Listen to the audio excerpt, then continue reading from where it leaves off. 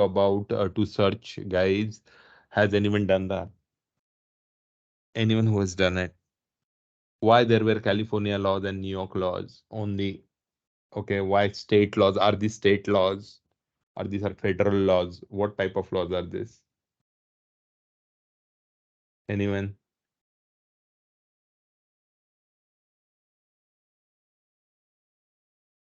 Anyone?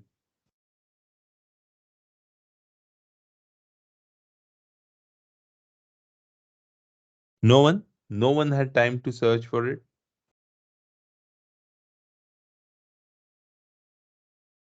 Okay. Try to spare some time, guys. Otherwise, there will be issues, right? Because by that time, okay, we will go ahead and then you will not search. Okay, then there will be issues. Okay. Please do that today. Okay.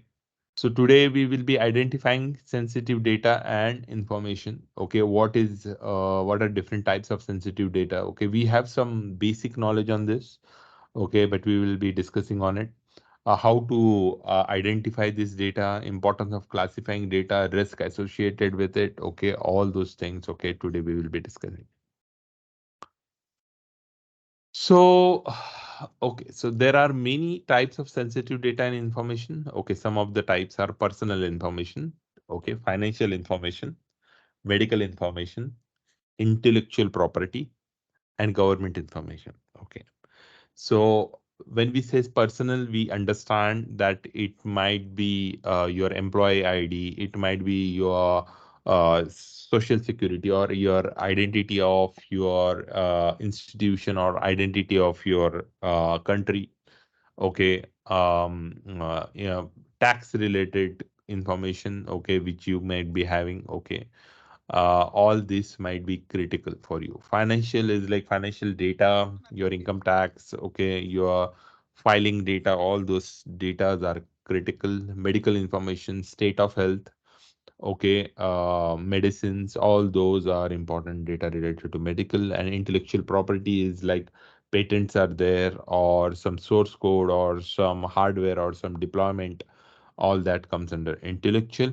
And government information is nothing but your government related details, okay, which might provide more information related to you. So all of this is considered as a sensitive data and information, guys. Okay, let's go in that. So this includes information such as name, address, phone number, social security number, and credit card number. Okay. So anything which provides information related to you, okay, will be considered as personal information. This is also called as a PII data, guys. Okay, it's very critical that this data has to be secure. Okay, you are not authorized as an organization, first of all, to collect the data. If you collect the data, then you need to keep it somewhere. You need to keep it hidden. Okay, you need to keep it. There is one more information in that which is not there. When a personal information is collected, generally the consumer or the retail or whoever it is will ask for creating a account, right? A username and password. So that username and password even is part of a personal information. Remember that. Okay.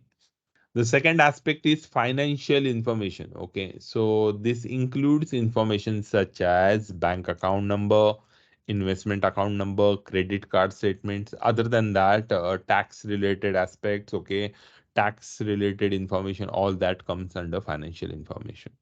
The third is medical information. Okay, so this includes information such as medical history, diagnosis, and treatments. Okay, so whenever you go to a particular vendor for reports and all that, or hospitals, okay, they are destined to safeguard, okay, all your data. Okay, unless and until authorized by you, it should not be shared anywhere out there. Okay, remember this. Intellectual property, this includes information such as trade secret, patents, copyrights, even if it is like trading related aspects, okay, internal trading you might have heard, right? So if any organization is they are having a new product or something, okay, which has to be secret, Okay, all that data includes under intellectual property. Even the source code or code related to some application is also intellectual property. Government information, this information includes or such as classified documents, law enforcement record, military intelligence, all is government information. So once we understand the types of sensitive data, guys, so these are sensitive data which reveals certain information. Okay.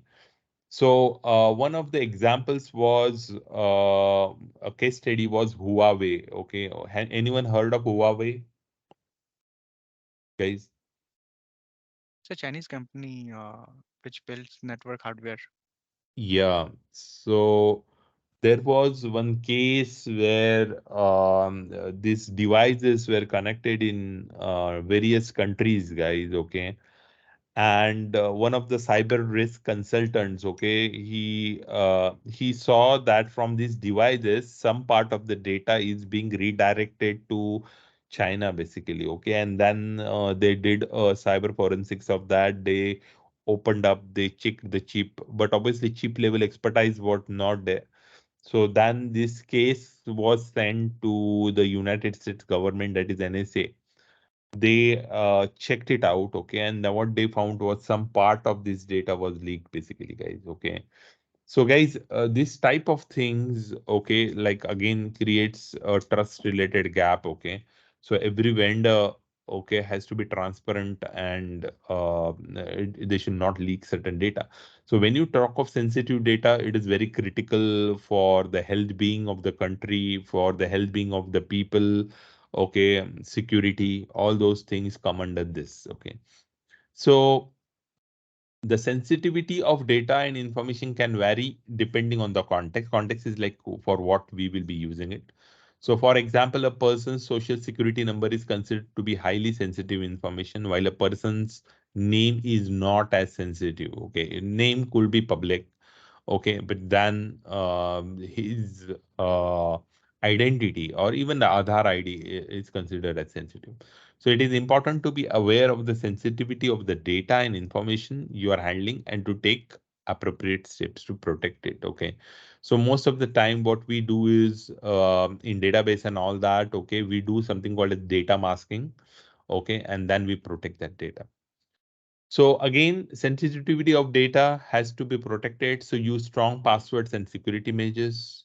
Be careful about what information you share online and be aware of phishing scams. So when you say strong passwords, okay, so basically every like month or every 45 days, you need to change the passwords and all that. Okay. I told you about the password manager. Okay. So I hope everyone has seen that. And to protect the logging or authentication related aspect and authorization related aspects, you need to have multi-factor authentication in place. Okay. Be careful about what information you share online. Yeah, obviously, when you are creating any account or any information, don't disclose. No one will ask you about your Aadhaar number or all those things. But then, obviously, what you are sharing online is critical, guys. Okay, be aware of phishing scams. Okay, so phishing scams are emails. Okay, whenever, okay, it will ask you for certain things or you click on it. Okay, and then you reveal some information, guys.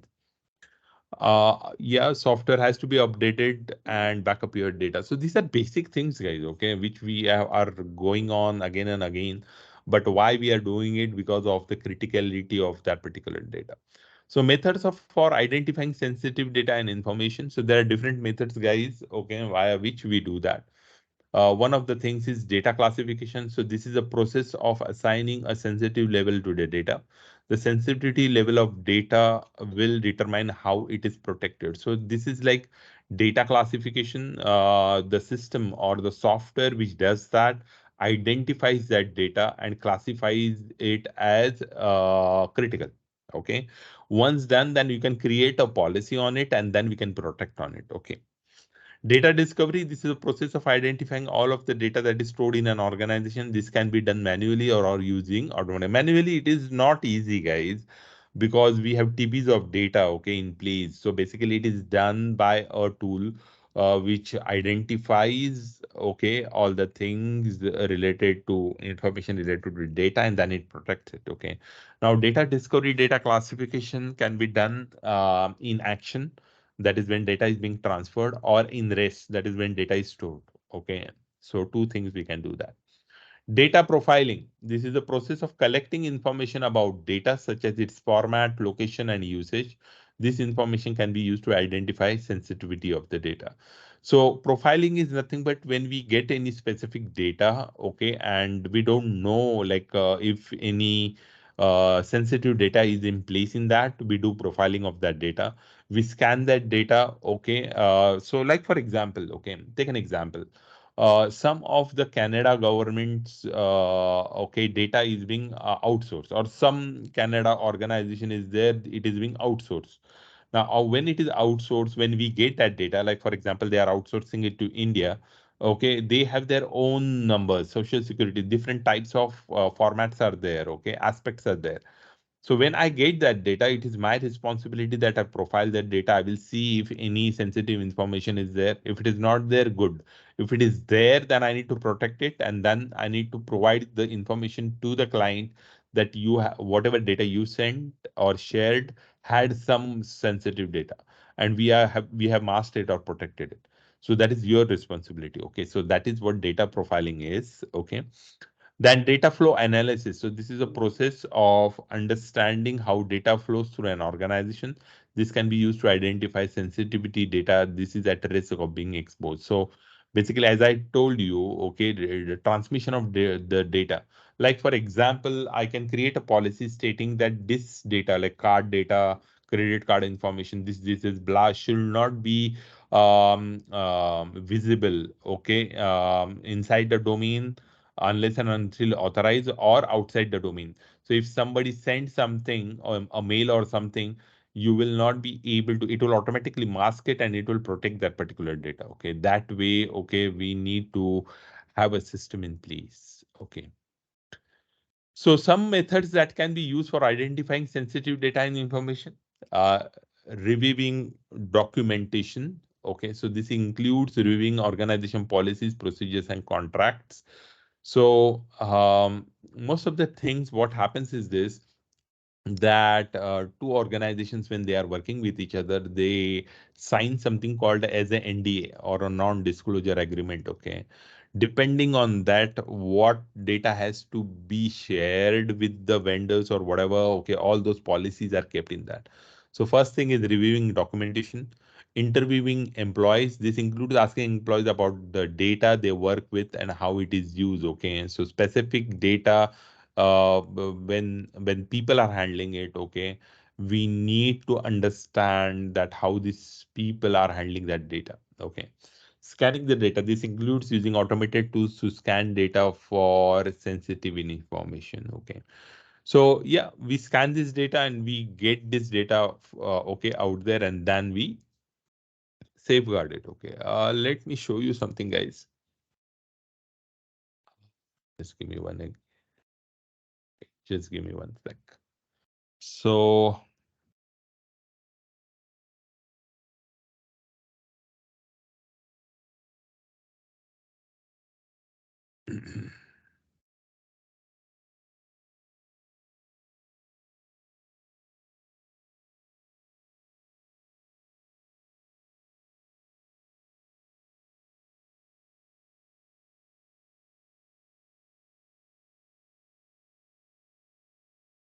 So take an example of a firewall, guys. Okay, and you will see in the firewall, when data is being sent and received, okay, you will find there are certain aspects, okay, in the firewall itself, wherein you will like find the data leak prevention or data level policies, okay, or data level protection, okay, out there. So this is like a DLP, and then you will see there are something called as profiles out here. Okay, so what that is nothing but when data is being sent and received, guys, okay, you will check it out. Okay, you get all the information related to that particular data, and then okay.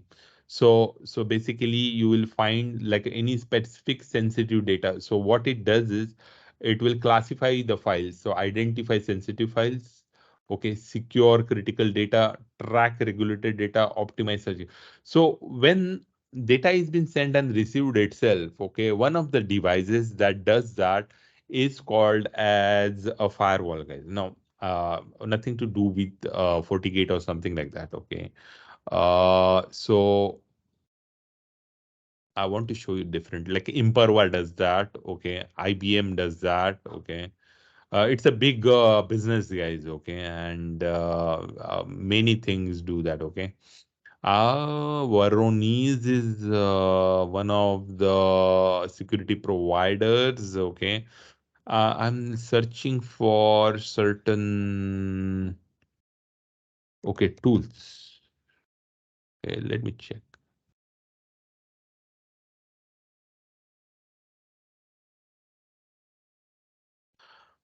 Okay, let's see.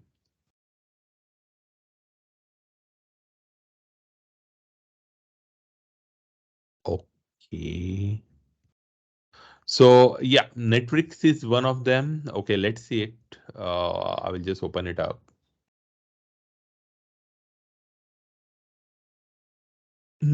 See here.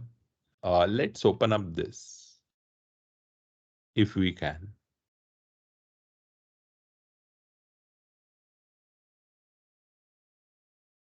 I will just fill up it up myself, guys. They need to know this, okay?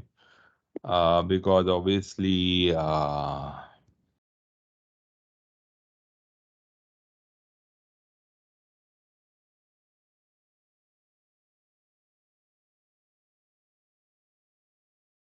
will ask me some everything, guys.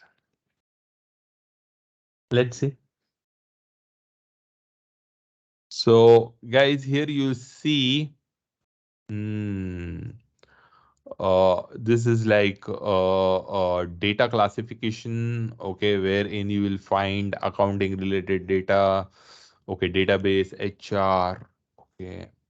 A lot of things, guys. Okay, see, US passport, financial records, Amex, your cards, Diners Club cards, financial record, IBAN numbers, okay. How much is the sensitivity of that data? Man, huge. So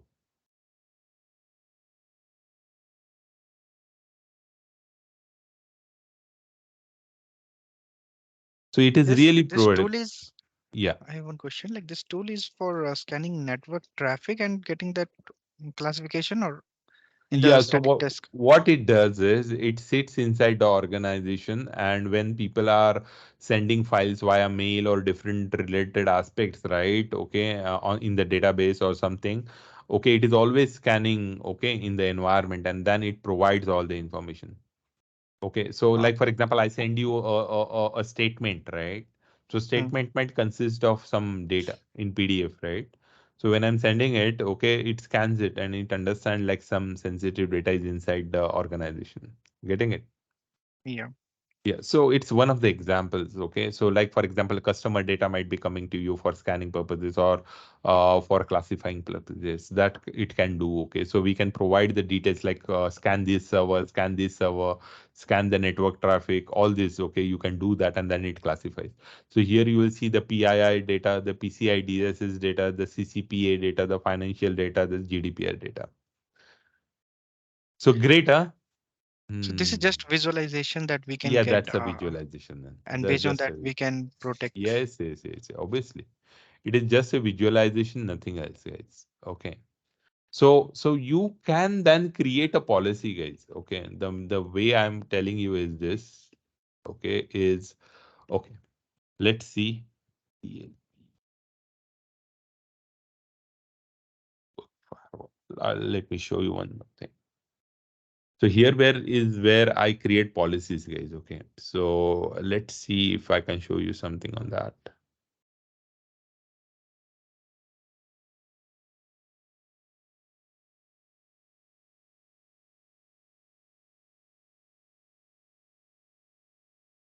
See, like for example, this is one of the firewalls. Okay, so through the firewall, what is coming on going? Okay, you can check it out. Okay, so here you will see what they are saying. The threat of data breaches incidents where protected is stolen, used, or viewed by an unauthorized individual has rapidly increased as the world became more digital. There were more than 3,800 breaches in first half of 2019. Man, this is huge. So DLP is a crucial tool in helping business protect their data. So what it does is I can create policies and I can implement these policies on this particular data. So it can check the PII data, the intellectual property, the HIPAA. Okay, so DLP system protect businesses data by identifying sensitive information, then using deep content analysis to detect and prevent potential data leaks. This content analysis uses methods like keyword match, regular expression, and internal functions to recognize content that matches a company's DLP policy. Like for example, I can say credit cards. Okay, it understands Visa, Mastercard. It understands the digit guides. As a result, businesses can identify, monitor, and automatically prevent the theft of exposure of protected data. So all this is very important, guys. Okay, this is very critical. Hmm. There is one more thing I want to show you. DLP is not only in network firewall, but it is uh, in mail servers as well. So let's see.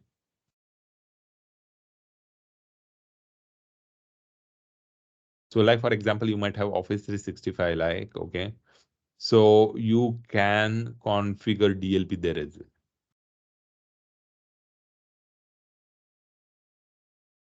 See, DLP is a part of larger Microsoft. So protective actions of DLP policy. So what it does is this, that when you create DLP policies on the mail server itself, okay, it tags that data, okay. And then if the policy states that from one domain to other domain, other than whitelisted domain, okay, this is not allowed, then it will not, you will not be able to send a mail to that particular domain, guys. Okay, so that way, okay, DLP protects, okay, out there. Here you will see DLP rule match, all those things you can do, okay, in mail server as well. So this is just an example I'm giving you because these are like largely used systems, okay, just for your knowledge, okay, you will be able to understand it, okay, cool.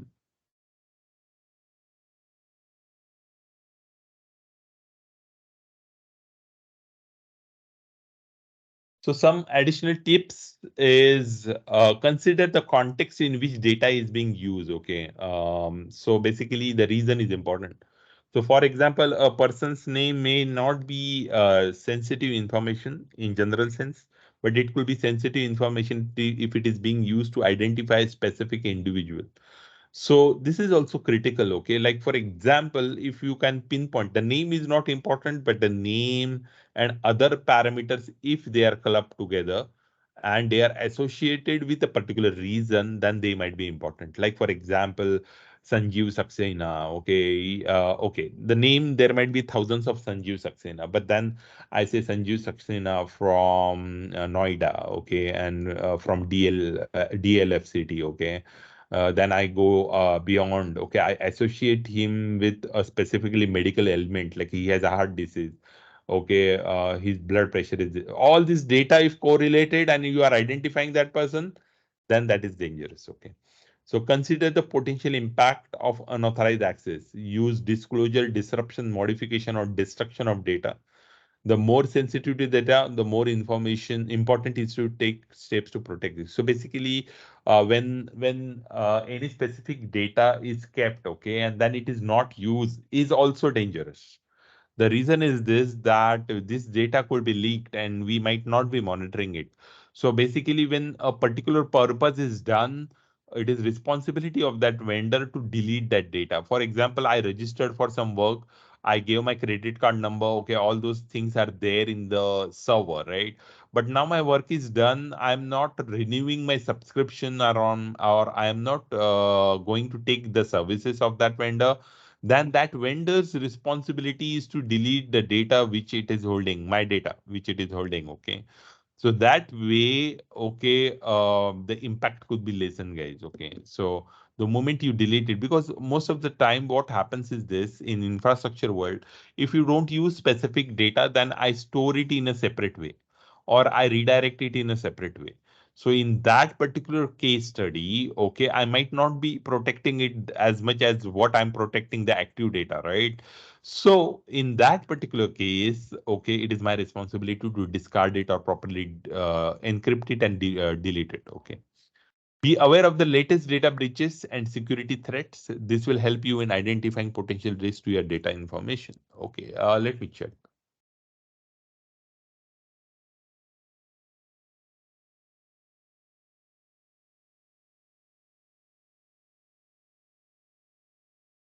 So let's see.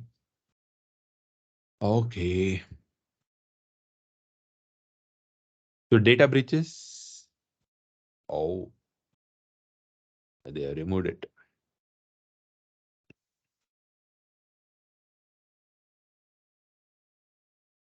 Let's see. Okay, T-Mobile.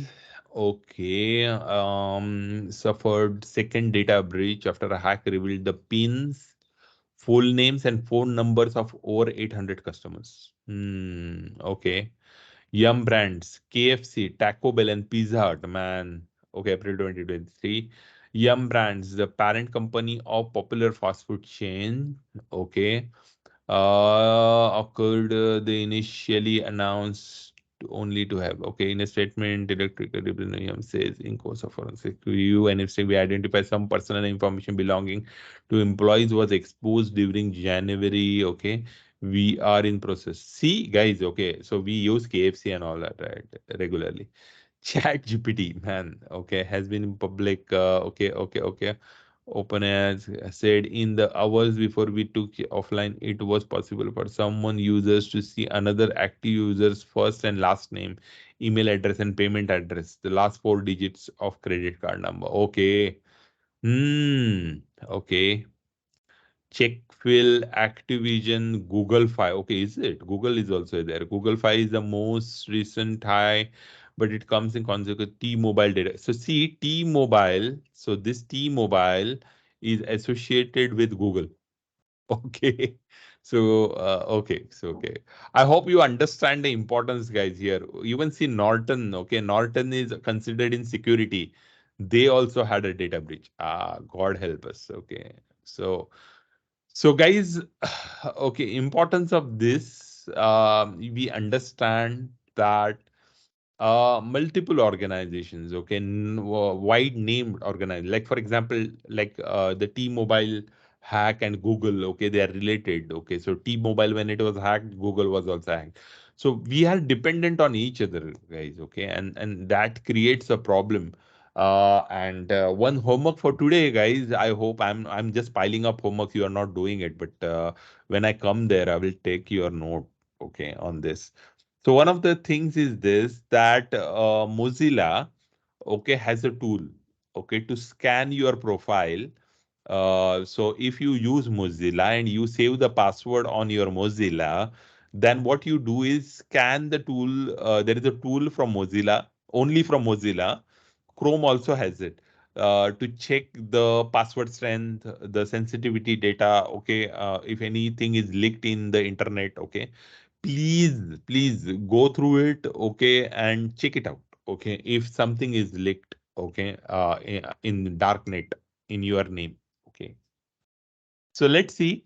So the importance of classifying data and information. Okay, so this is what it is. So here you will see one example stating that okay, that the data is tagged, guys. Here you will see the public data, top secret data. Okay, all this. Okay, they are labeling that data. So data classification is a process of assigning a sensitivity level of to the data. So the sensitivity level of data will determine how it is protected. So there are many reasons why data classification is important. Some of the most important reasons are to protect sensitive data. So by classifying data, organizations can identify which data is most sensitive and take steps to protect it. This can help to prevent unauthorized access, use, disclosure, disruption, modification, or destruction of sensitive data.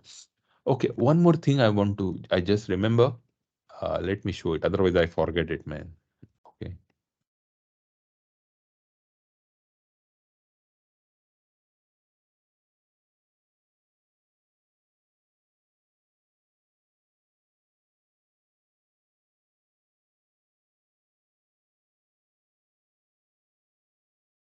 Okay, so Oracle is a database provider, guys. Okay. So unlock the value of data without increasing risks while also minimizing storage cost. Oracle data masking and subsetting helps organization achieve secure and cost-effective data provisioning for a variety of scenarios, including test, development, and partner environments. Okay, so here you will see data risk. Okay, remove sensitive data, remove sensitive data from test, development, analytics, and other non-production environments. So remember that HDLC cycle, guys. So people might be using some data in a non-production environment, okay, which is not a good practice. Preserve business value, application templates, okay. So it also does data subsetting. Okay, it divides that data in subset, okay, and you can deploy it. So basically on the database level itself, guys, okay, you can configure these rules, you can create data masking rules, okay, and implement them. Okay, I would have just forgotten it, so showed you. To comply with regulations, yes, regulations are very strict with how you handle the data, guys. Okay. So GDPR, HIPAA, PCI DSS, okay, they have their own regulations and parameters for data, how data has to be transported from one point to other point, okay, how to protect that particular data, okay, and how to encrypt or decrypt that data. All those guidelines are provided by the compliance bodies, okay. To reduce risk, data breaches can have significant impact on organizations, obviously. So if there is a data leak, then obviously there is a concern for the organization because people lose trust and they think that you are not doing enough to protect the data, their data. So in that particular case, you might lose customers, you might lose business, you might lose trust, okay, and they will be hesitant to do anything with you guys, okay. So it happens in India, okay, we don't take it that seriously. That is the biggest problem. But then obviously you need to be on your toes when you are providing some information related to your data, guys, okay. Like I gave my data, okay, right now in front of you, okay. So to improve efficiency by classifying data, organizations can identify which data is most important and focus their resources on protecting that data. This can help to improve efficiency and reduce cost. Yes. So obviously, if we channelize that information, if we create channels, data channels, then we know from where the data is coming and we need to scan that data and keep it properly. So basically you can have different storages, okay, for sensitive data and storages for regular or general data. So most of the time the general data, okay, will be like what I can say used in a big quantity, but sensitive data is protected in some separate storage, but then it will not utilize much of a space, and then I don't need to scan the huge amount of data, okay. So that way, that intelligence I can design in handling the data, okay, and then where do I keep that data is very critical and very important.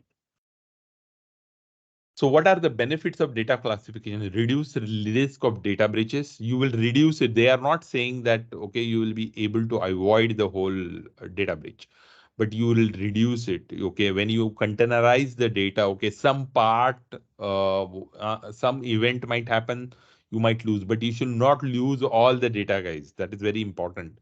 If you encrypt that data and then you protect it properly, then obviously even if the data is leaked, it is not of any use to that particular person who gets this data, okay.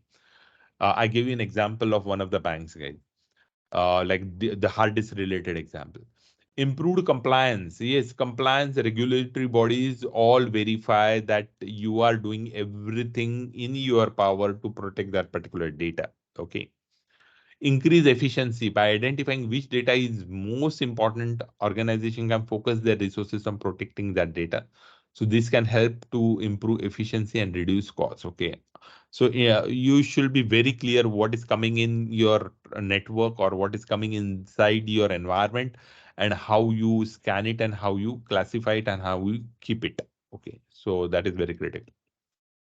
Enhance customer trust. Trust is the most critical thing, increases business. So basically, when people see that this company is very serious with data, okay, then obviously you will be able to trust that organization and increase business. Risk associated with unauthorized access to sensitivity data and information. Okay, what are the risks? So there are many risks associated. Some of the most common risks include data breaches. So data breach is an incident in which sensitive data is accessed by unauthorized individuals. So very well defined. Okay, so people who don't want to see this data will be able to see it, which is dangerous. Okay. This can happen through a variety of means such as hacking, phishing, or social engineering. So data breaches can have significant impact on organizations, including financial losses, reputational damage, and legal liability. So if my data is leaked or something, okay, there are some laws in some countries that allow the users to sue the provider. So in event my medical data is breached, then obviously I can sue, okay, because you have not done enough to protect that particular data. So this is very critical, guys. Okay, so data breaches can bring down an organization itself. Remember that. Identity theft, this is very dangerous. Okay, wherein like people might take over some data, like they can take over my Aadhaar card or social security number, and then they can impersonate me, and then they can take credit cards, or they can buy homes, and then they can do financial frauds. Okay, there are multi, like they can go for insurance as well, guys. God knows what people can think. So identity theft is a crime in which someone steals another person's personal information, such as their name, social security number, or credit card number. This information can then be used to commit fraud, such as opening new accounts or taking out loans in victim's name. Very, very, very dangerous. Okay. The third aspect is financial loss. Okay, so unauthorized access to sensitive data can also lead to financial loss. For example, if an attacker gains access to companies' financial data, they could steal money from companies' accounts or use the data to commit fraud. They can basically, and it has happened, guys. It's not like something new, is what I'm telling, but it has been happening for many, many years. Okay, people misuse certain information. Like even I have seen people committing fraud in pension sites as well. So old people, they can't come, right? So there is a fraud there as well. So multiple ways people can think in different ways, guys. Okay, and the like you should have a limited trust when you are sharing some part of your critical important data. Reputational damage, this is like most of the time irreversible, because once you lose trust, then obviously you will not go to that particular vendor. Okay, so a data breach or other incident of unauthorized access to sensitive data can also damage an organization's reputation. Customers and partners may lose trust in the organization, which can lead to lost sales and business opportunities. Yes, that can happen. Legal liability. Okay, so in some cases, organization may be legally liable for the consequences of unauthorized data. We saw these rules yesterday, guys. Okay, privacy related act. I told you over and all this. They are saying that okay, we have given all this data, okay, to third party, and anything from our side, if it is leaked, then they are not legally liable to do to commit anything, guys. Okay. So, for example, if an organization data breach leads to identity theft, the organization may be liable for financial losses that the victim incurs. Imagine, okay, so if a bank loses the data and someone uses that data to open up an account or open up a credit card and then do transaction of it, then that bank is liable to pay the customer, okay, of that financial loss. Imagine that, okay. So that is great. One more data breach is important, guys, and that is your SIM. That is your phone number now. Okay, your phone is everything now. Okay. So to mitigate the risk associated with unauthorized access to sensitivity data and information, organizations should implement a comprehensive information security program. So this program should include measures to protect data from unauthorized access, such as strong passwords, firewalls, and intrusion detection systems. So IDS, IPS, okay, everything. I showed you this, right? Organizations should train employee on how to identify and report suspicious activity. Like someone is sending some statements or some credit card related aspects of bills, okay, then as well, okay, it is very critical and you should be vigilant enough, okay, to see this. Again, guys, the same thing, okay, which will come up and again, okay, how do you protect, okay, your data? So passwords are important, okay, what you share online, security software is important, suspicious mails, don't click on it, report any suspicious activity out there. So best practices for protecting data and information. Okay. Security audit and incident response planning. So basically these are the things which are very critical. Okay. So password management. Okay. There's like we should have a vault or something where passwords are kept and what are the best practices, multi-factor authentication. Okay. Security awareness and security audit. All this combine and provide best practices. Let's see that. So when we talk of password management, okay, here you see complexity and uniqueness, okay, access management, password managers, and password reset and password sync. So when we talk of password, okay, it is very critical. Why? Because if you keep easy passwords, then obviously, and same password for everything, then obviously it is very easy to breach that particular password, guys. Okay. So, what other solutions we can have? Okay, and what are the best practices for that? Use strong passwords. We know this 8 characters is small.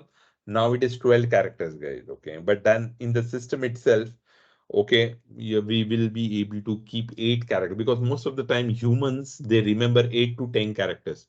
Above 10, then it becomes little bit difficult, guys. Okay. So it should be a complex password. It should not be a simple password. Okay. Never reuse password. So use a unique password for each account. Okay. So don't use the same password again and again. Change your passwords regularly. Okay. Regularly see that you change the password. Nowadays in the new Mac update, okay, you will get information that okay, this password is breached. Okay, don't use this password. Okay, keep this password. Okay, so it does a recommendation of passwords even nowadays. Okay. Use a password manager. A password manager can help you to store and manage your password securely. Yes. So what happens is this, there is a master password and there is a password manager. So what happens is this, that if you use a password manager, then you create a central master password, keep it with you. And then whenever this password is required, okay, the password manager will come up and say that I will fill up the password, but give a master password. You give the master password and then whatever complex password it might be having, it will apply that password and then open up your account. I have seen attacks on password managers even, guys. Okay, so very dangerous. Okay. So the hackers know what they are doing, guys. Okay. So let's check out what password managers are there.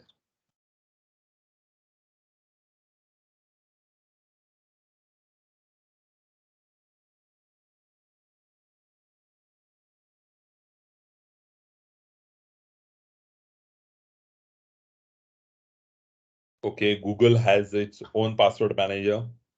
Okay, let's see what are the best password managers, guys. Bitwarden, okay.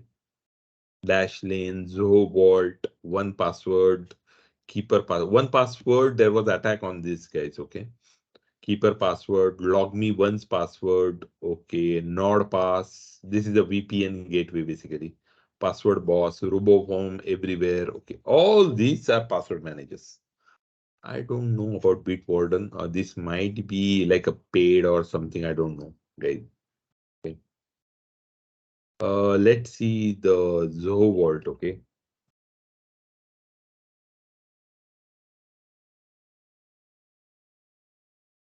Many people use it in production. That's why I'm opening up. Nothing else.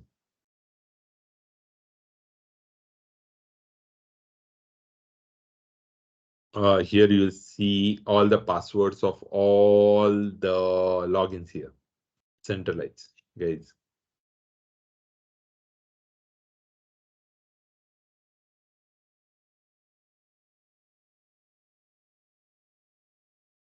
Good. Even audit is there and report. This is beautiful. So, guys, it's like we have all the complex passwords kept, okay, hidden somewhere, okay.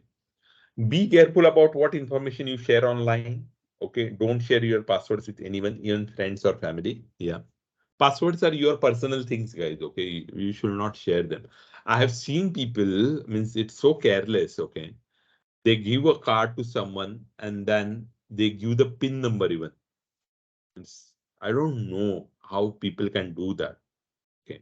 So I was just traveling and then we waited for in McDonald's, okay, and then this guy gave a card and then okay, he gave the pin even. So it's careless, I don't know. So be suspicious of emails or links that you receive from unknown senders. So don't click on the links. That is one of the ways, okay, of protecting. Report any suspicious activity basically, okay, to your IT team basically. Okay. So one of the things, guys, which I think is pending is two-factor authentication. Okay, so two-factor authentication is like one authentication, and then there is another type of authentication like OTP and all that. Okay, so let me show you.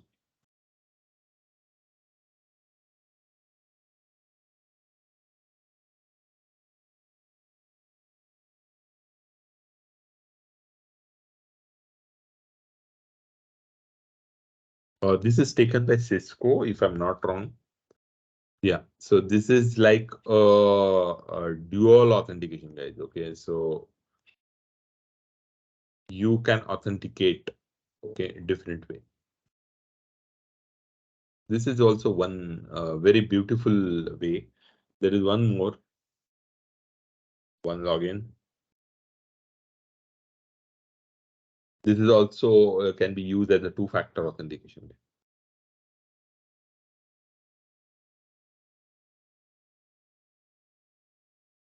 And we know that most of every bank has integrated SSO, single sign-on, basically, okay, and protecting us, okay, from fraud. So you get a OTP on your mobile number and all that, okay. Nowadays, mobile, you are getting OTPs on WhatsApp as well, guys. Okay, so that is also one way of authentication. Okay, they are working on security awareness training. Okay, very critical. So security awareness training is a process of educating employees about information security risk and how to protect themselves. Okay. So the Illinois Department of Innovation Technology, okay, enterprise information security policy awareness and training policy requires that all client agency provide security awareness training to their employees. So the training must be provided as part of initial training for new employees. So basically, some of the organizations have very strict level of compliance related to how people are trained. Okay, remember this. So one of the departments, why? Because it might be this department or this organization might be handling some critical data, guys. So that's why, okay, it is very important and critical that they secure this data. So in this, they understand what is importance of information security, okay, different types of information security threats, how to protect, and consequences of information security breaches. Okay, so there is one department in United States, guys, which you should know, who looks into all of this.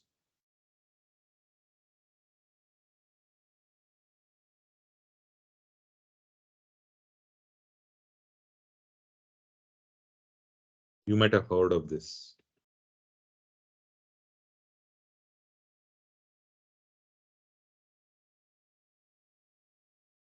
Okay, so here, guys, Homeland Security is one of the organization's very critical department which sees that their industrial systems, their security, okay, all that is secured, okay, out here, okay, in this whole ecosystem, guys. Okay, that is what they do. Okay, do go through their site, guys, when you have time. Okay, you will get to learn more things. Okay, how do they train their people? Okay, how the knowledge is increased. Okay, so very important standard, guys. That is the NIST standard, National Institute of Standards and Technology, NIST. Okay, publication number 853, revision 4. Okay, security awareness training. It is part of the policy, guys. So, ISI is there or Bismarck is there, different marks are there, right? Which provides trust. So similarly, NIST regulation publication 853 revision 4 provides information related to the employees, okay, how they need to be trained. So it is important part. So by educating employees about information security risk and how to protect themselves and on the organization can help to reduce the risk of information security breaches.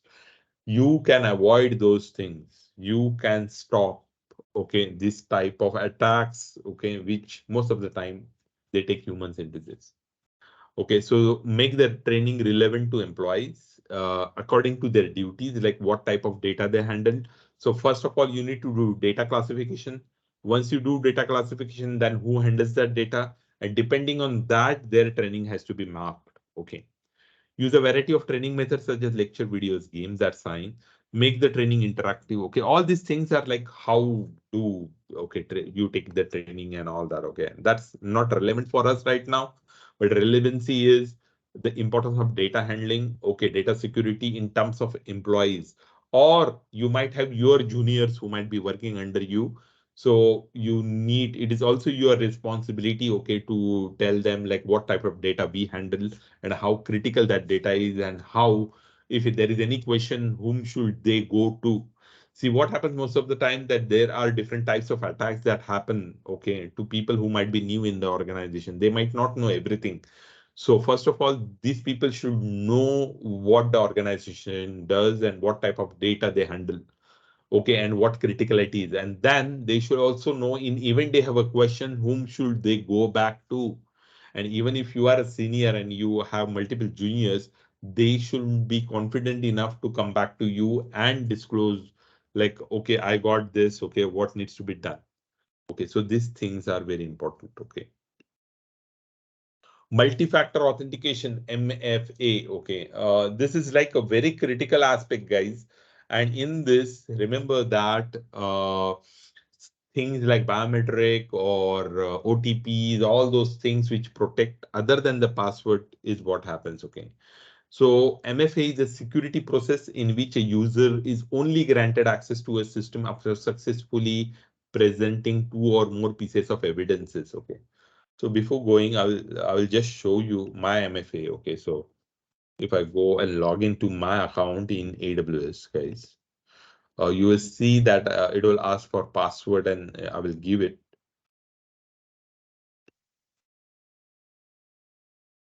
It will ask you for a MFA code.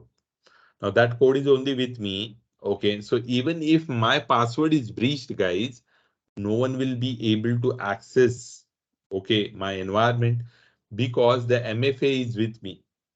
And unless and until I put that MFA, people, you will not be able to access it.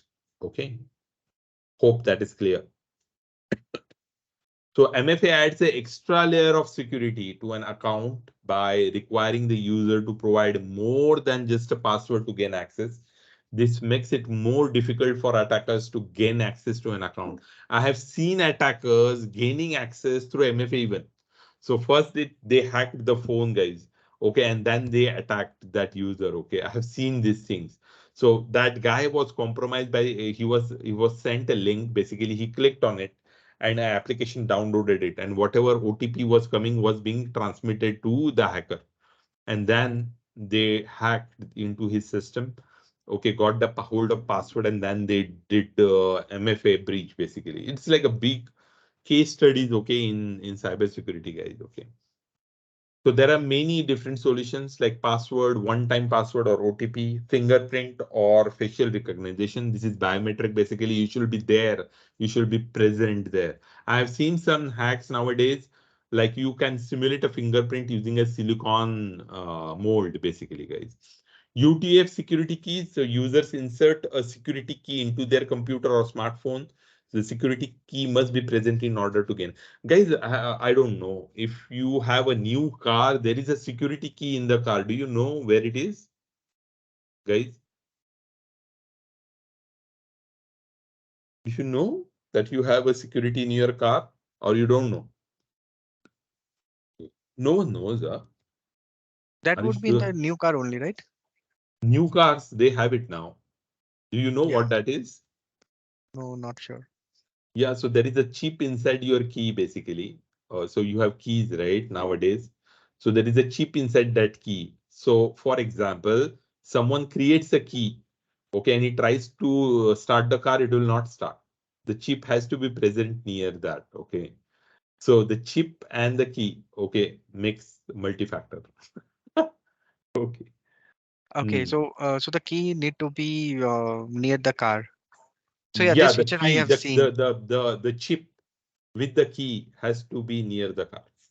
Okay. Yeah, so I have seen that So without key, we just need to have that like there is an electronic device maybe instead yeah, of yeah, key yeah, that yeah. need to be present with us to start the car. Yes, yes, it will start the car. Otherwise, it will not start the car.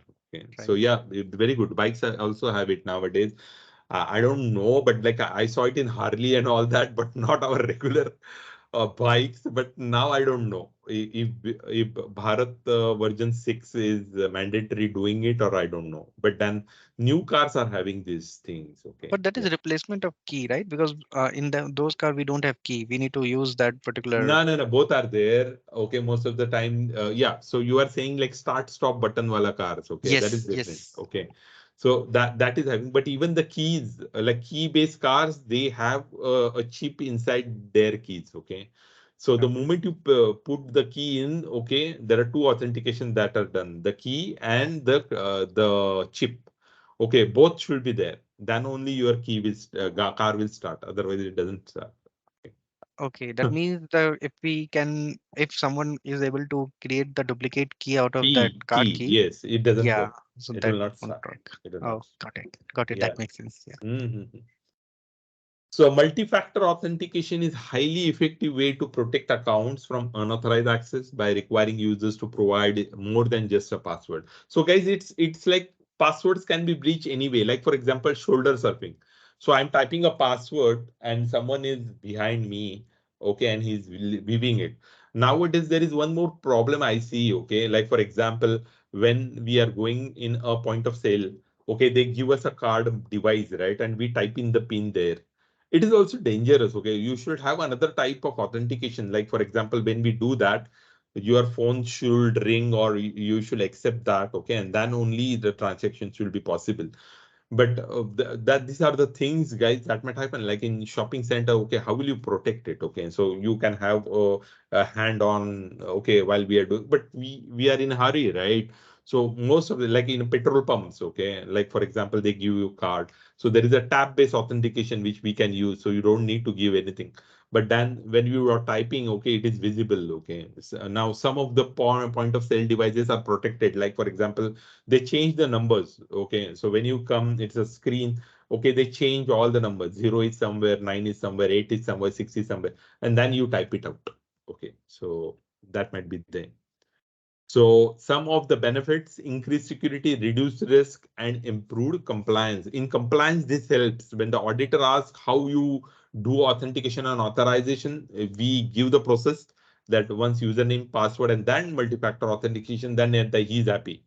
Your compliance is faster, guys. Okay. Otherwise, there are multiple questions in event if only username and password is there. So if you are looking for a way to improve security for your account, MFA is a great option. MFA is easy to use and can be implemented in variety of ways. Okay, it protects unauthorized access. Okay, so one of the tools which we regularly use is Google Authenticator, guys. Okay, it is one of the ways of multi-factor authentication. So you can use Google MFA. Okay, by that way. Yeah, I think it's about well, guys. Okay. Security audit and incident response planning. Okay. I think we will handle this tomorrow. Okay. We will understand this in a better way, what security audit is there and how incident response is done, guys. Okay. So, yeah. Thanks for hearing. Thanks for going through, guys. Go through all these things, guys. 3 homeworks, 2 are pending yesterday, and today is homework. Please. Yeah. Thank you, guys. Thank you. Thank you. Thank you for hearing. Yeah. Thank you, Bye. Eddie. Yep. Thank you. Bye. Okay. Bye. Bye. Yeah.